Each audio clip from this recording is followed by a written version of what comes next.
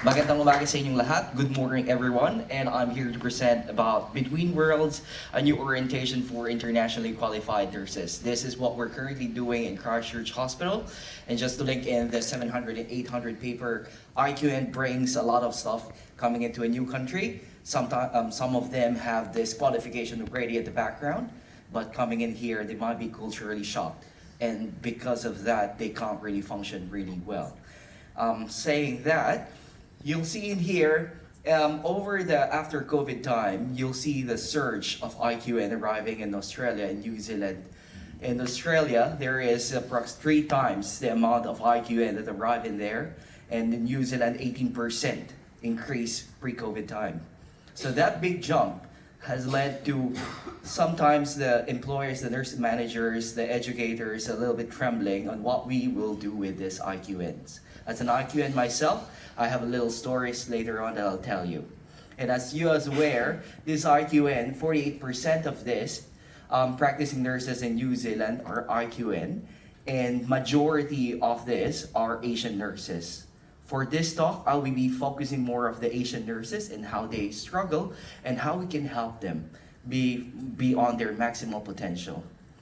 IQN, as I say, coming into this new country, they have a bag full of culture, knowledge, skills, values. They have enormous knowledge at the background. But for them to understand this new culture, to acculturate to this new world, the thing is, they need to unpack that bag full of this stuff. They need to slowly integrate, and you'll see how enormous they're trying to engulf those orientation programs that they're having. As you can see, usually we look at the surface. This IQN brings different things. When we look at them, oh, I see, oh, I love your food, I love your clothing. That's what we see on the surface.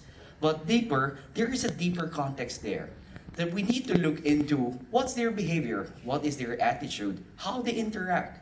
We need to explore that option.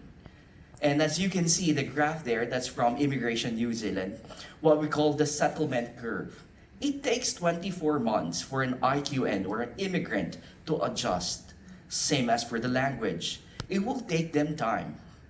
When they arrive here, usually like me, when I arrive here, I have lots of dreams to practice in a Western country.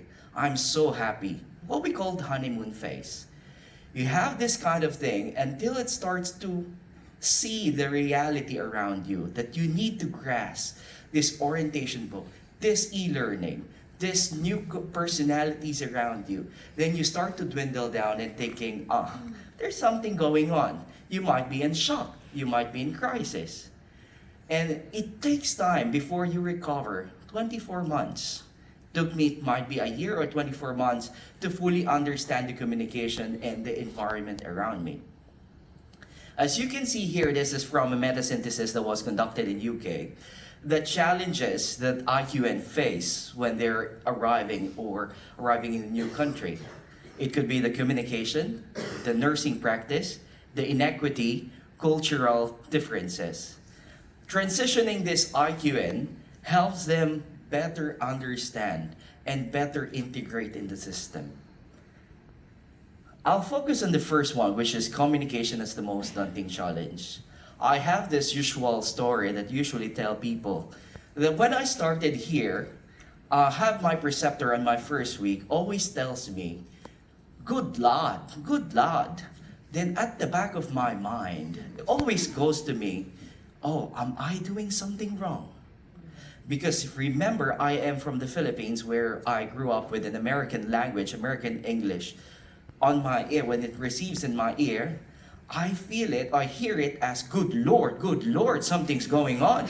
So it took me a week just to fully understand this kind of concept. Again, accent plays a big part. Sometimes the informal language, the jargons that you are using, the slogans and so on, that we are not used to. What we're saying here is the simple words, the better. Also, the next one is telecommunication as daunting challenge. This is based on this study. This is the most nerve-wracking thing for an IQN, answering the phone. Why? Because there's no non-verbal cues. You just rely on the accent that you can understand for the very first time, especially if you're new in here. And the critical information that you fear that you might miss, especially if you're translating. When you're helping them, you just need to say, I'll be at your back. You can answer the phone. They need to pick it up in order for them to learn. Also, accent and communication ground for deficiency. Because IQN fear a lot of stuff. Fear to commit mistake. They can't understand the language. Sometimes what happened there, they become shy. They're not talking at all. Therefore, they were stereotyped as unassertive. What I'm saying here is if you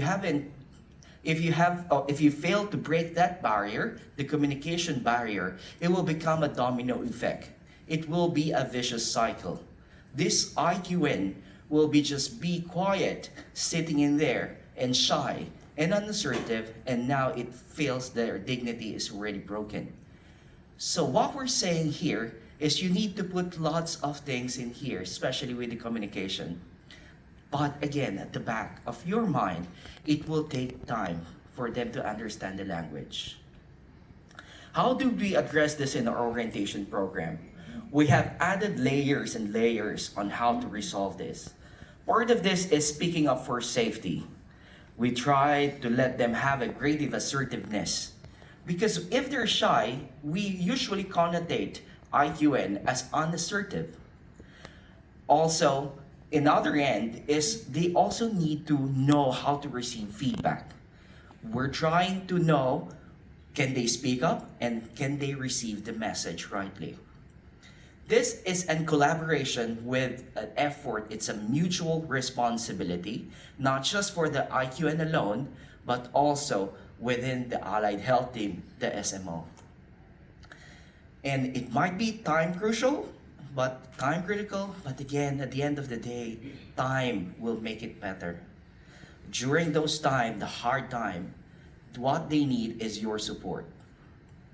This next big challenge that we are facing is what we call differences in nursing practice. Roles of nurses in an Asian country is quite different in Western countries. Scope of practice is a big thing as well. When you say scope of practice, like I've been cannulating before I come in here, I've been a nurse for 8 years, then I arrive here, I'm not allowed to cannulate for the fact that I need to go on the competency. Back then, there is no recognition of prior learning, but that's my bread and butter. I've been doing that the whole time. I can put a cannula with my eyes closed, but I wasn't allowed. It made my dignity a little bit, why they're not considering it. So that's about scope of practice. Also, imagine this IQN. Again, you have your orientation book, you have your programs with you that they need to do. Plus, added with that is the technological advancement that we have. We might be used to paper chart, but arriving in here, we have like in Christchurch alone, we have 11 applications that we're using every day. You're learning this orientation book, you're learning personality, then I want you to learn these new softwares. Imagine how they are overwhelmed. Imagine how they are coping at the end of the day. That's why a good shot at the end of the day will help them better. As you can see here with the role of nurses, this is from Immigration New Zealand. This is a cultural preference in management style. How an Asian nurse or how New Zealand nurses loves, or migrant nurses or migrant people loves to be managed. Kiwi is like autonomous. They love to work alone and they know what is their scope. Comparable, Asian countries like Philippines, China, Malaysia, they like to be told exactly what to do. What I'm saying here is during their orientation phase, you might see them standing in there, not doing anything, because they're waiting for you to do something. Can you do this for me? But what we're suggesting here is during that orientation phase on the first week, don't expect them to do like what a 50 or what a 10 year with a 10-year experience ICU nurse in this country. It will take time. Understand that and direct them. Oh, this is what we do. And the little word there is try to spoon feed them for a little while, might be a week. Then after that, you'll see them grow. They start to step out of their cocoon. And how do we address this in our unit? We have divided the orientation program into two ways: 120 hours versus 160 hours. For comparable, with a comparable experience, like if you're from Canada, UK, then we're giving you 120 hours of orientation period. And for those with, like from Asian countries, we are giving them 160. We've, based on them, they really found this really helpful. And sometimes they're asking for additional extension. And we usually, before we give it to them, we're asking the people around. We're involving the nurse managers, the clinical, associate clinical nurse managers, the nurse educators, and all the team. Whether do you think they really need this extra bit, or it's just a confidence thing that they feel that they can't do it? We are evaluating them. With the roles and with the scope of practice, we usually involve the inquiry and acknowledgement of previous practice. If they've been doing CRRT for a long time with the same machine, why don't we fasten or make their orientation program a little bit quicker? We're trying them to link on the next available workshop so they can practice. Doing this empowers them a lot. They feel that now we are back in field. And they know that I'm doing really well. And we are acknowledging what they have at the back and what they've done. Another big thing is what we call marginalization, discrimination, and exploitation. We have in the culture the term, do not rock the boat. In other words, in a nation country where it's hierarchical, here it's more of horizontal, we usually don't ask the authority. If you are a senior nurse, you can't question if something's wrong. So during the orientation period, we're saying this should not be happening in here. We need to let them understand that. Also, this professional silence and ability talks about lack of professional representation and leadership position in the healthcare hierarchy. Again, it boils down into when the communication is not broken, the communication barrier is not broken, they're not talking, they're shy, they're unassertive, therefore, what happened in the end, they're not progressing. Once you've broken this one, and they'll be on their fullest potential. They might be saying, IQN might be saying, there might be unfair treatment and lack of opportunity. But if you look into it, again, you need to support them. When they progress, it's not just about subjective, when you say, oh, you're ready to do this, but it's more of the objective things that they need to follow. It might be because they're not progressing, they're just on that tiny corner. They might be saying, we're the recipients of bullying. But in fact, are you also for IQN? I've been telling them with this to the IQN group that have you done something for yourself? Have you tried to evaluate and reflect your practice? And before that, to see, are you really bullied, or it's just you're not doing something, you're not speaking up, you're not opening up. So those are the things that you need to explore. In our unit, in order to make sure that they progress, instead of a subjective thing, we have put into what we call the ICU progression pathway, wherein this is an objective way for them to progress. Like if you have done your orientation book, if you want to do cardiothoracic, these are the steps that you need to do. They can read about this, they can silently apply for this, without rocking the boat. So this is what's happening in here.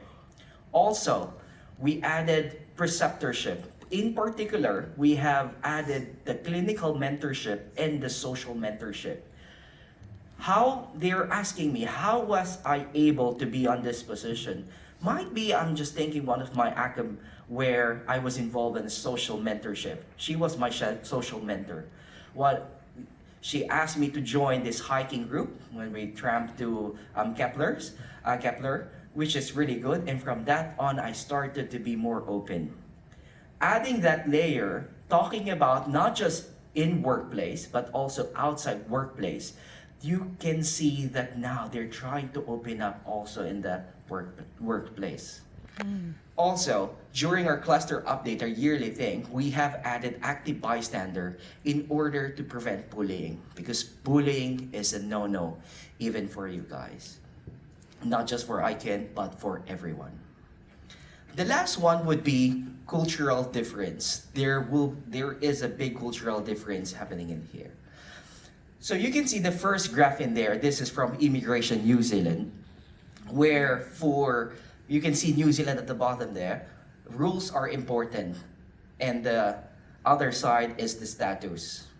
What they're saying here is Asian nurses or Asian country, Philippines, China, Malaysia, India, status is really important. What we call the face value. This face value, that if they commit mistake or mistakes, then they lost this face value. They don't want to talk. They go back to their shell. That's what's happening in there. But for New Zealand, I don't care about what others say as long as I follow the rules. But for Asian nurses, they fear mistake. Also, negativity towards elderly is a big thing. Like calling my boss and their first name is so hard. For me, talking to a doctor, it's so hard because, again, it's a hierarchical thing. Like my previous experience, I have a letter from my chief of the hospital because of insubordination, just by pointing out that there's something wrong with the prescription of the doctor. You know, you cannot question authority in there, even it's more of the patient thing. Again, it's a hierarchical thing. It's so hard to break sometimes. And lastly, another thing is the interpersonal challenge. This is what we call, for sure you have encountered this, the word yes. Why they are always saying yes? Did you understand? Yes. Do you have any question? Yes. Any further question? Yes. So even it's not the answer should be yes, but they're always saying yes. But this comes from the reason why. It's because they don't want to be termed as incompetent. The status is really important. I've been practicing for 10 years, for example, then I say no for a certain procedure, like can you give this drug through the NGT? When I say I don't know how you do it here, we feel that the status is lost and the competency is lost. You're incompetent. Back home, we're used to, if you don't know something, you'll term as you're incompetent right away. You should have learned this, why you don't know. But here, there's no stupid question. That's what we're pointing out to them. Saying no is okay. And when they say yes, I talked to the SMO group in this one, where when they say yes, especially in the ward rounds, and yes, that means they haven't understand it really well. Then try to explore. Try to explore or try to expound your plan and let them understand in the simple words. How did we do it or address it in the unit? So we have the cultural awareness session, the Te Reo Maori, that we have integrated in cultural, our cluster update. This is, again, a controversial thing wherein, are you culturally competent versus culturally safe? When you say culturally competent, you can do the modules every year. Yes, you are culturally competent, but can you say yourself you are culturally safe? In order to do that, we have added this layer that we have invited the Hauro Maori, or a Maori social worker, just to talk about how you interact. How can we practically use the Tikanga best practice? And also every fortnight, we have integrated the Te Reo Maori language as a learning. We added Strangers in Strangers Land talk that's talking about how you interact in this community. And also this talk I've been giving out to the rest of the floor for them to understand the IQNs. Also linking them to the social club, we have the Mommy and Yummy Mummies and Rad Dads group. We have the IC Galabanters. We have the Curry Club. Involving them in there, plus the ethnic group linkage. Like there is like Filipino group in here. Oh, do you know who you can approach? Telling them what is happening on their own language, they feel better. So that's what you can do. Generally speaking, workplace settlement model, this is from Immigration New Zealand, saying focus not just only on with the IQN workplace, but also outside of the workplace. So that's why we had added this kind of guide, just talking about how do you use your boss, what is ACC, how do you set an appointment, how do you put your child to school. Those tiny details make them be on their well-settled high performer and maximizing their fullest potential. To summarize this, there's three main things that we have considered here: cultural integration and communication, professional development and support, community and connection. Cultural integration focus on empowerment, more of the workshops. Professional development and support, this is while they're on their orientation program, and community and connection is their integration outside of work. To sum this up, IQN has lots of challenges that they're having. And to resolve that, this three major approach is dynamic. There's no one solution that fits all. And that's what you can do there. To end my talk, this is the Inviagatore, a sculpture by artist Bruno Catalano, symbolizing the void created by living one's country, one's family, one's people for another life. My ending message, be kind to IQNs. Thank you.